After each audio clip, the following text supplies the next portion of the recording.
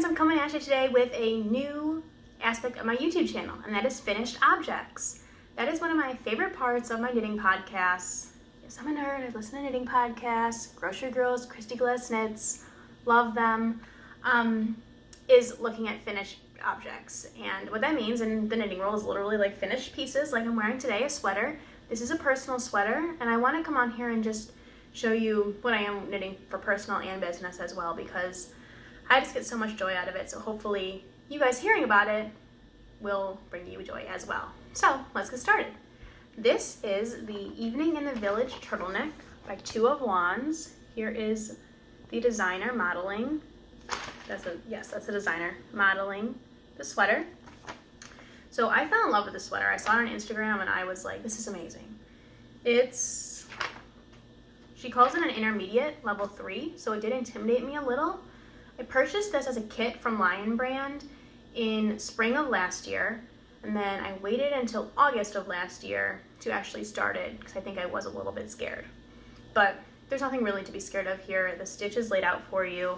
I will say, know your measurements. There's the biggest thing I learned from this sweater.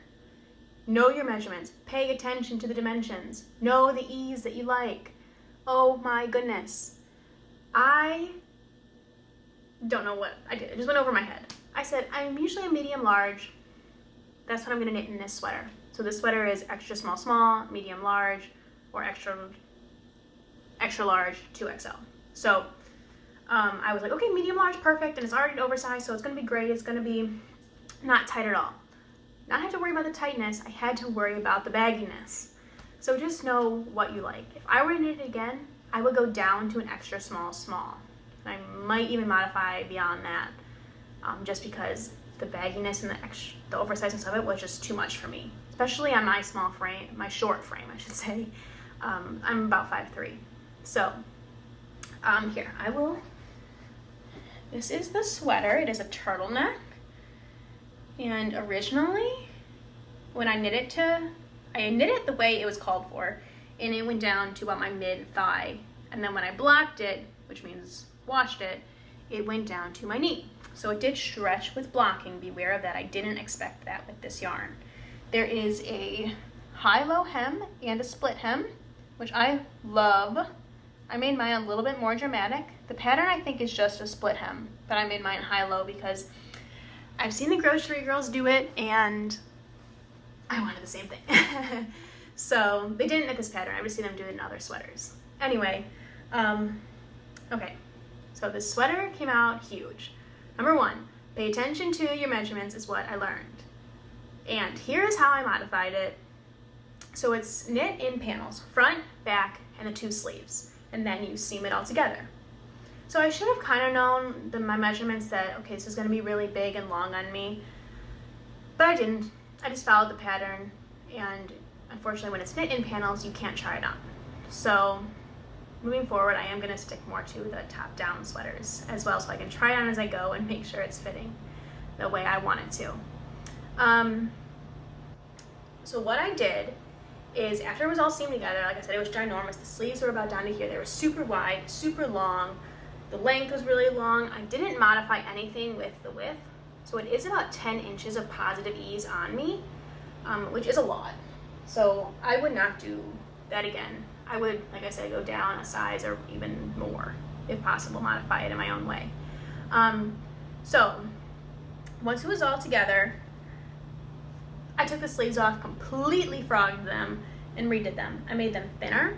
They're smaller than the extra small sleeves that calls for in this pattern. I wanted them, this part of the sweater was so large, I wanted the sleeves to be fitted. So they are fitted, and they are where I want them to be. They are a little bit past my wrist. And I use a tubular bind off. So sorry for you non-knitters, but tubular bind off, it looks amazing. It kind of just like, it's supposed to look like it just continues. It's a continuous stitch, and I really like that. Okay, moving on. So that's what I did with the sleeves. The turtleneck you add after it's all seamed together, and I said, this whole sweater is already so large for me. I am going to add the turtleneck, but I didn't do it even as the pattern calls for it to be even longer. And I said, no, that's not for me. I just stopped at about, I think, 8 inches. All right, now to the real sweater surgery. I considered frogging this whole sweater. That's how disappointed I was with the oversized fit. But you know what, I took a step back, said, no, I put so much work into this, I'm going to chop the bottom off. Okay, here's what I did. I put a lifeline in. Again, there's videos on YouTube. I'll see if I can link it. You cut one stitch, then you simply unravel.